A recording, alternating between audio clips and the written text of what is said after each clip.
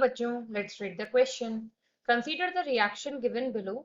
On the basis of these reactions, find out which of the algebraic relation given in option A to D is correct.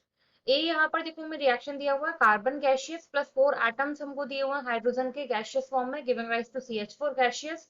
इस time जो आपका enthalpy है reaction का formation enthalpy यहाँ पर कितना हो गया हमारा x किलो जूल पर मोल।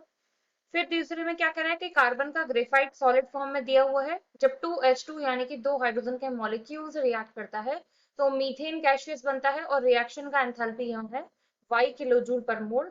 तो इन चारों में से हमें करेक्ट ऑप्शन ये फाइंड आउट करना है कि किसकी एंथैल्पी ज्यादा होगी। तो यहाँ से इस क्वेश्चन में हमारा की कंसेप्ट क्या कहता है कि हम आज यहाँ पर बात करेंगे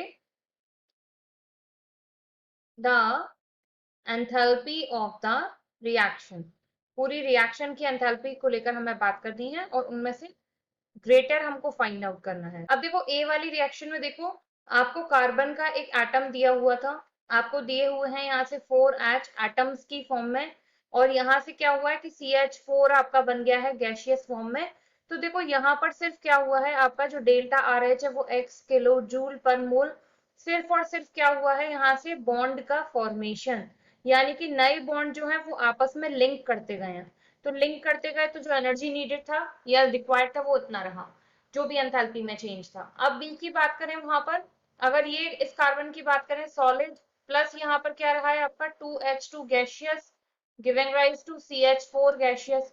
अब देखो यहाँ पर इस दौरान जो एंथैल्पी इसने हमको दिया है कितना है वो y किलो जूल पर मोल।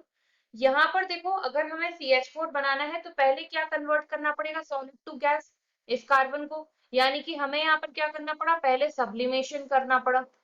इसके बाद क्या करेंगे हम लोग फिर देखो ये जो हाँ यहाँ पर H2 है ये यहाँ पर मॉलिक्यूल की फॉर्म में है और CH4 बनने के लिए क्या चाहिए था एटम्स की फॉर्म में। तो पहले ये H2 यहाँ कन्वर्ट होंगे एटम्स में, तो 2H2 से 4H में कन्वर्ट होने में यहाँ पर क्या होगा enthalpy of atomization. Enthalpy of atomization का मतलब है कि कुछ एनर्जी हमें यहाँ पर रिक्वायर्ड होगी इस मॉलिक्यूल को एटम्स में कन्वर्ट करने में। तो अब क्या होगा अगर हम ओवरऑल देखें तो यहाँ पर ये जो वाई हीट यहाँ पर फॉर्म हुई है उसमें से कुछ हीट जो है वो यूज में आ गई होगी पहले ही एंथैल्पी ऑफ एटमाइजेशन की फॉर्म में, उसके बाद यहाँ से रिलीज हुई होगी CH4 के फॉर्मेशन के बाद।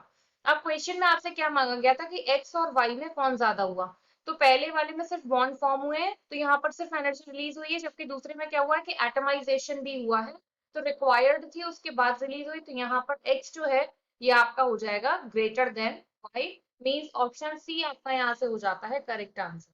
आई hope you understood well, thank you.